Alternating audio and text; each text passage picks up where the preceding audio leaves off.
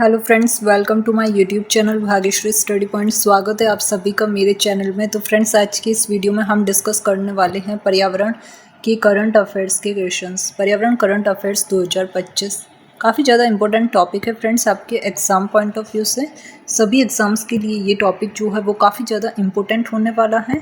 तो इस टॉपिक से रिलेटेड जितने भी इम्पोर्टेंट क्वेश्चंस बनते हैं वो सारे हम डिटेल में डिस्कस करने वाले हैं। ठीक है फ्रेंड्स, थ्योरी भी देखेंगे और कुछ क्वेश्चंस भी होंगे। तो चलिए फ्रेंड्स, वीडियो को स्टार्ट करते हैं। तो पहला है मध्य प्रदेश, गिद्धों की सबसे अधिक संख्या का घर। कौन? मध्य प्रदेश। ये देख सकते हो फोटो में। मध्य प्रदेश अब भारत में गिद्धों की सबसे अधिक संख्या वाला राज्य बन गया है। कौन? मध्य प्रदेश बन गया। तो आप लोगों को याद रखना है, वन विभाग द्वारा हाल ही में की गई जनगणना में गिद्धों की संख्या 12,981 तक पहुंच गई है।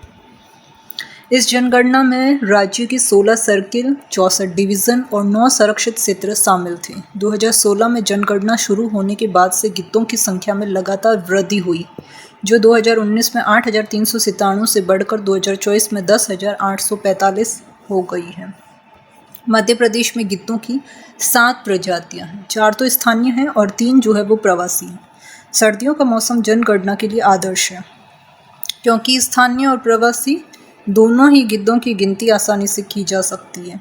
गिद्ध जो है वो बड़े शिकारी पक्षी है, जो मुख्य रूप से सड़े हुए मांस यानी कि मृत जानवर वो खाते हैं। वे जानवरों के अवशेषों को साफ करके पारिस्थितिकी तंत्र में महत्वपूर्ण भूमिका निभाते हैं, जिससे बीमारियों के प्रसार को रोकने में मदद मिलती है। गिद्धों की चोंच नुकीली होती है, मजबूत पंजे होते हैं और बहुत दूर से वो भोजन का पता लगाने के लिए बेहतरीन उनकी दृष्टि होती है।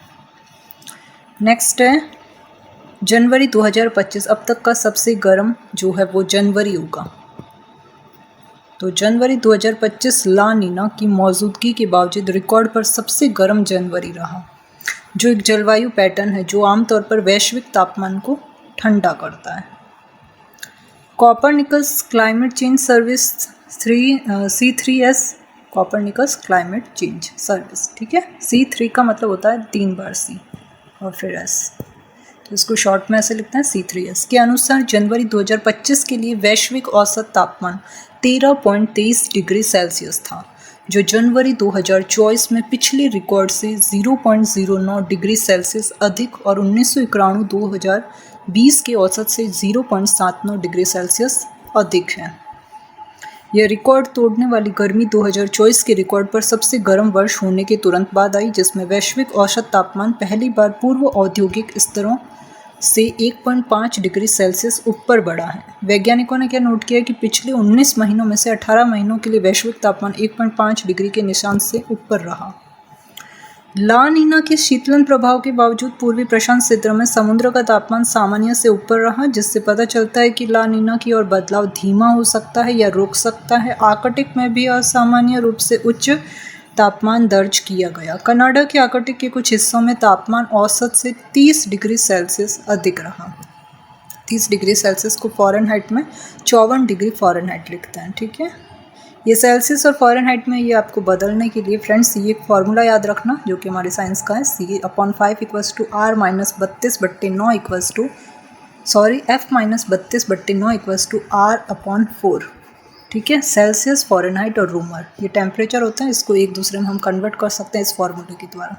ठीक है, सेल्सियस में दिया है तो फ़ारेनहाइट में, फ़ॉरेन में दिया है तो रूमर में चेंज कर सकते हैं, रूमर का है और सेल्सियस में बदलना है तो भी आप लोग चेंज कर सकते हो एक फार्मूले से।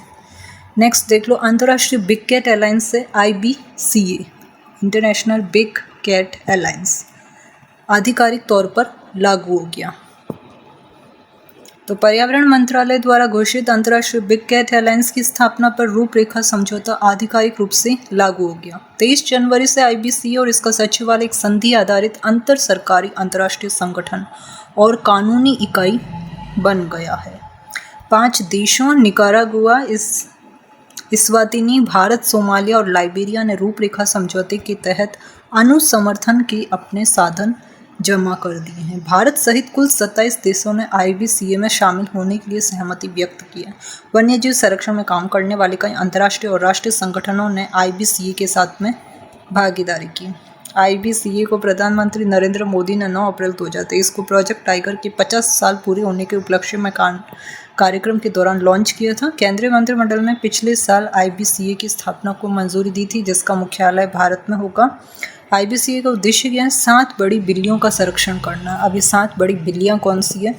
बाघ, शेर, तेंदुआ, हिम तेंदुआ, चीता, जगुआर और प्यूमा। आप लोगों को ये सब याद रखना है। नेक्स्ट है, भारत ने 4 नए रामसर स्थल जोड़े और कुल रामसर स्थलों की संख्या कितनी हुई? 89 हुई, 89। ये देख लो ना। केंद्र ने भारत में 4 नए रामसर स्थलों को जोड़ने की घोषणा की, जिससे कुल 89 हो गए हैं। पर्यावरण, वन और जलवायु परिवर्तन मंत्रालय ने विश्व आर्द्रभूमि दिवस से पहले ये खबर साझा करते हुए कहा कि नए स्थलों में तमिलनाडु में सक्करकोटई पक्षी अभयारण्य और थैथनगल पक्षी अभयारण्य, सिक्किम में खेचोपल्ली आर्द्रभूमि और झारखंड में उधवा झील शामिल है। और विश्व आर्द्रभूमि दिवस कब मनाया जाता है फ्रेंड्स? तो 2 जुलाई को आई थिंक, है ना, wetland day, world wetland day. Next देख लो, पर्यावरण मंत्री भूपेंद्र यादव ने इस बात पर प्रकाश डाला कि भारत में एशिया में सबसे अधिक रामसर स्थल है। कहाँ पे? एशिया में, और ये दुनिया में तीसरे स्थान पर है। उन्होंने तमिलनाडु को सबसे अधिक रामसर स्थलों वाला राज्य बनने के लिए बधाई दी। तमिलनाडु में कुल कितने रामसर स्थल? कुल 20 रामसर स्थल हो गए हैं। ये फैक्ट्स, इंपॉर्टेंट फैक्ट्स आपको सारे याद रखने हैं फ्रेंड्स। इस वीडियो को कम से कम 2 से 3 बार जरूर देखना और एंड तक वॉच करना, ठीक है, ताकि आपका एक भी क्वेश्चन एग्ज़ाम में जो है वो मिस ना हो पाए। इसमें से जो भी आएगा ना, और ये मैंने सारा कंटेंट जो है वो आपके लिए एग्ज़ाम पॉइंट ऑफ व्यू से ही लिया है। इंपॉर्टेंट फैक्ट्स जो है वो हम इसमें देखेंगे सारे। तो तमिलनाडु सबसे अधिक स्थलों वाला राज्य और एशिया की दृष्टि एशिया तीसरा, याद रखना है। ये एशिया में सबसे अधिक रामसर स्थल है, भारत में, एशिया में, और दुनिया की बात करें तो तीसरे स्थान पर। और तमिलनाडु राज्य में सबसे पहले स्थान पर तमिलनाडु, जहाँ पे कुल 20 रामसर स्थल। और यह वृद्धि सिक्किम और झारखंड के लिए भी एक महत्वपूर्ण उपलब्धि है, जिन्होंने अपने पहले रामसर स्थल जोड़े। किसने? सिक्किम और झारखंड। नेक्स्ट देख लो, अमृत उद्यान 2 फरवरी से 30 मार्च तक जनता के लिए खुला रहेगा। राष्ट्रपति भवन में है अमृत उद्यान। 2 फरवरी से 30 मार्च तक सप्ताह में 6 दिन सुबह 10 से शाम 6 बजे तक जनता के लिए खुला रहेगा। सोमवार को रखरखाव के लिए आरक्षित रहेगा। उद्यान 5 फरवरी, 20, 21 फरवरी और 14 मार्च को विशेष कार्यक्रमों के लिए बंद रहेगा। आगंतुक गेट नंबर 35 से प्रवेश कर सकते हैं और हर 30 मिनट में केंद्रीय सचिवालय मेट्रो स्टेशन से शटल सेवा उपलब्ध है। विशेष दिन निम्न के लिए आरक्षित है। तो 26 मार्च को दिव्यांग व्यक्ति, 27 मार्च को रक्षा, अर्धसैनिक और पुलिसकर्मी, 28 मार्च को महिला और आदिवासी महिला SHG, 29 मार्च को वरिष्ठ नागरिक। प्रवेश निःशुल्क है और ऑनलाइन बुकिंग के साथ। ये आप साइट देख सकते हो, विजिट राष्ट्रपतिभवन.gov.in या वॉक इन विकल्प उपलब्ध है। इसके अतिरिक्त राष्ट्रपति भवन 6 से 9 मार्च तक विविधता का अमृत महोत्सव की मेजबानी करेगा, जिसमें दक्षिण भारत की सांस्कृतिक विरासत को प्रदर्शित किया जाएगा। नेक्स्ट देख लो, भारत में मानव मेटान्यूमो वायरस HMPV का पहला मामला बेंगलुरु में पाया गया। तो भारत में पहला मामला बेंगलुरु में एक 8 महीने के बच्चों में मानव मेटान्यूमो वायरस HMPV का पता चला है, जो चीन में ऐसे मामलों में बढ़ोतरी के बीच भारत का पहला मामला है और इस बच्चे का कोई यात्रा इतिहास नहीं है। सरकारी प्रतिक्रिया क्या है? कर्नाटक स्वास्थ्य विभाग ने मामले की पुष्टि की और इससे केंद्रीय स्वास्थ्य मंत्रालय को रिपोर्ट किया गया। मंत्रालय ने आश्वासन दिया कि भारत श्वसन रोगों को प्रबंध करने के लिए तैयार है और अभी तक मामलों में कोई असामान्य वृद्धि नहीं पाई गई। निगरानी और अपडेट से चीन में श्वसन रोगों की बढ़ती संख्या पर चर्चा करने के लिए एक संयुक्त निगरानी समूह की बैठक आयोजित की गई। केंद्रीय स्वास्थ्य मंत्रालय स्थिति की बारीकी से निगरानी कर रहा है और WHO से अपडेट्स का अनुरोध किया है। HMPV का अवलोकन है। लक्षण है, HMPV के लक्षण है सामान्य सर्दी जुकाम के समान होते हैं, जैसे खांसी, बुखार, नाक का बंद होना और सांस लेने में कठिनाई। संवेदनशील समूह बच्चे, वृद्ध लोग हैं, 60 वर्ष से ऊपर और कमजोर इम्यून जो सिस्टम वाले लोग सबसे अधिक संवेदनशील होते हैं। अधिकांश मामलों में लक्षण हल्के होते हैं और अधिकांश लोग इसे 5 वर्ष से पहले ही पकड़ लेते हैं। संक्रमण है, ये व्यक्ति से व्यक्ति या दूषित सतहों से आसानी से फैलता है। 2001 में इसकी देखो चीन का सिंपल कोई होगा के बाद से इसे श्वसन संक्रमणों में एक महत्वपूर्ण योगदानकर्ता के रूप में पहचाना गया। सुझाव क्या है? स्वास्थ्य सेवाओं के महानिदेशक डॉक्टर अतुल गोयल सार्वजनिक रूप से श्वसन संक्रमणों के लिए सामान्य सतर्कता बरतने की सलाह देते हैं, जैसे कि लक्षण होने पर संपर्क से बचना, श्वसन शिष्टाचार का पालन करना और सामान्य सर्दी और बुखार के लिए दवाओं का उपयोग करना। क्वेश्चन देख लो, वाराणसी में भारत डेनमार्क सहयोग परियोजना के संदर्भ में SLCR का अर्थ क्या है? तो राइट आंसर ऑप्शन बी हो जाएगा, स्वच्छ नदियों पर स्मार्ट प्रयोगशाला। नेक्स्ट क्वेश्चन नंबर 2 है, वाराणसी में SLCR परियोजना किस नदी के कायाकल्प पर केंद्रित है? Right answer option C, Varun. Next है, कौन से देश हरित रणनीतिक साझेदारी में शामिल है जिसके कारण SLCR का निर्माण हुआ? राइट आंसर ऑप्शन बी हो जाएगा, भारत और डेनमार्क। तो भारत की रामसर साइटों की संख्या 3 नए अतिरिक्त के साथ 85 तक पहुंच गई। ठीक है, भारत ने हाल ही में अपनी रामसर साइटों की सूची में 3 और आर्द्र भूमियाँ जोड़ी है जिससे कुल संख्या 85 हो गई। तो रामसर साइटें अंतर्राष्ट्रीय महत्व की आर्द्र भूमियाँ हैं जिन्हें रामसर कन्वेंशन के तहत नामित किया गया, जो आर्द्र भूमि के संरक्षण और टिकाऊ उपयोग के लिए एक अंतर्राष्ट्रीय संधि है। रामसर साइटों का महत्व क्या है? रामसर स्थल पारिस्थितिक संतुलन बनाए रखने में महत्वपूर्ण भूमिका निभाते हैं। वे कई लुप्त प्राय प्रजातियों सहित वनस्पतियों और जीवों की एक विस्तृत विविधता का समर्थन करते हैं। ये आर्द्र भूमियाँ जल शुद्धिकरण, बाढ़ नियंत्रण और भूजल पुनः पूर्ति जैसी आवश्यक सेवाएं भी प्रदान करती है। इसके अतिरिक्त वे मछली और पौधों जैसे संसाधनों की पेशकश करते हुए स्थानीय समुदायों की आजीविका के लिए भी महत्वपूर्ण है। भारत में 3 नए रामसर स्थल जो जुड़े हैं वो आपको याद रखने काफ़ी ज़्यादा इंपॉर्टेंट है फ्रेंड्स। टोटल संख्या कितनी हो गई है, ठीक है, ये भी आप लोगों को याद रखना है। और तमिलनाडु में ऐड हुए हैं, तमिलनाडु के को टोटल कितने हैं और राज्य में सबसे ज़्यादा कहाँ पे है? तमिलनाडु में, सेकंड उत्तर प्रदेश में। ठीक है, तो तमिलनाडु में नंजराजन पक्षी अभ्यारण्य, और जो ये 3 नए जुड़े हैं वो ये है, तमिलनाडु में काजूवेली पक्षी अभ्यारण्य और मध्य प्रदेश में तवा जलाशय। पूरे भारत में वितरण, भारत की रामसर साइटें 18 राज्यों में फैली हैं। तमिलनाडु में सबसे अधिक 18 साइटें, 18 ही राज्यों में, और तमिलनाडु में 18 साइटें। उसके बाद उत्तर प्रदेश में 10 है। ये साइटें पारिस्थितिक तंत्र की विविध श्रृंखला को कवर करती है जिसमें लद्दाख में उच्च ऊंचाई वाले झीलों से लेकर तमिलनाडु में तटीय आर्द्र भूमि तक शामिल है।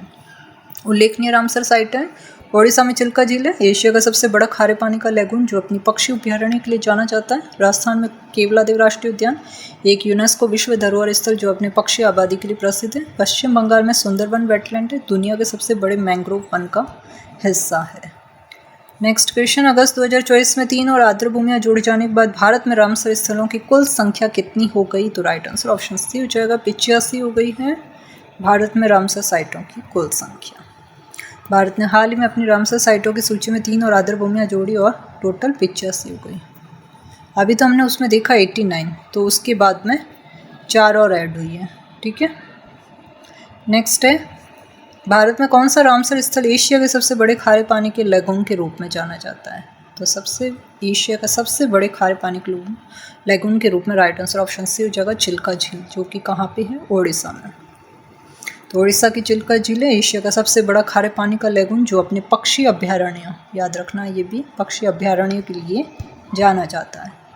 तो फ्रेंड्स, ये थे इन्वायरमेंट की करंट अफेयर्स के क्वेश्चंस और हमने हर एक को जो है वो डिटेल में कवर कर लिया है और कुछ इंपॉर्टेंट क्वेश्चंस भी देखे हैं। आई होप फ्रेंड्स आपको ये वीडियो अच्छा लगा होगा। मेरे द्वारा जो ये आपको जानकारी दी गई इन्वायरमेंट के बारे में, ये आपको अच्छी लगी होगी। अच्छी लगी है तो वीडियो को लाइक ज़रूर करें। चैनल पर नए हो तो चैनल को सब्सक्राइब करके बेल आइकन को ऑल पर प्रेस जरूर करें, जिससे आप लोगों को आगे आने वाली वीडियो का नोटिफिकेशन सबसे पहले मिल सकेगा। और वीडियो को ज़्यादा से ज़्यादा शेयर जरूर करें। वीडियो की PDF के लिए आप लोग मेरा टेलीग्राम चैनल ज्वाइन कर सकते हो, जिसका लिंक मैं आपको वीडियो के डिस्क्रिप्शन बॉक्स में दे दूँगी फ्रेंड्स। ठीक है, तो टेलीग्राम चैनल ज्वाइन कर लेना, जहाँ पे आपको सारे वीडियो की PDF मिल जाएगी। और आप चाहें तो मुझे इंस्टाग्राम पर भी फॉलो कर सकते हो। और कमेंट बॉक्स में कमेंट करके अपना फीडबैक जरूर देना। ये वीडियो आपको आज का कैसा लगा और कुछ कमी रह गई है तो वो भी आप लोग मुझे बताया करो। ठीक है, और कुछ पूछना चाहते हो, कोई क्वेरी है तो कमेंट बॉक्स में कमेंट करके मुझसे पूछ लेना। तो फीडबैक जरूर देना चाहिए फ्रेंड्स। वीडियो को पहले तो आप पूरा अच्छे से देख लो, उसके बाद आपको जैसा भी पॉजिटिव नेगेटिव जो भी आपके दिल में होना कमेंट बॉक्स में कमेंट किया करो। एटलीस्ट मुझे पता तो चले, व्यूअर्स को अगर अच्छा नहीं लग रहा तो वो क्यों नहीं अच्छा लग रहा। ठीक है, तो कमेंट किया करो। अच्छा लग रहा है तो भी कमेंट करना, नहीं लगे तो भी कमेंट करो। और कुछ पूछना चाहते हो, कोई क्वेरी है तो कमेंट बॉक्स में कमेंट करके मुझसे पूछ लेना। और मेरा एक और दूसरा चैनल भी है फ्रेंड्स, ज्ञान गंगा ज्ञान गंगा लर्न विथ भाग्यश्री। आप जाके उस चैनल का भी कंटेंट देख सकते हो फ्रेंड्स। अगर आपके काम का है तो जाके चैनल को सब्सक्राइब कर लेना और बेल आइकन को ऑल पर प्रेस जरूर करना, जिससे आपको आगे आने वाली वीडियो का नोटिफिकेशन सबसे पहले मिल सकेगा और आगे इससे भी बहुत अच्छे कंटेंट जो है आपको दोनों चैनल पर देखने को मिलेंगे। इस पर अलग कंटेंट आएगा, उस पर अलग आएगा, ठीक है। तो अगर आपके काम के हैं चैनल्स तो जाके सबसे पहले सब्सक्राइब कर लो और बेल आइकन को ऑल पर प्रेस ज़रूर करना और वीडियो देखने के बाद रिस्पॉन्स दिया करो, ठीक है। तो थैंक यू फ्रेंड्स, आज की इस वीडियो में इतना ही। मिलती हूँ जल्दी आपको नेक्स्ट वीडियो में। तब तक के लिए wish you all the best, bye and take care.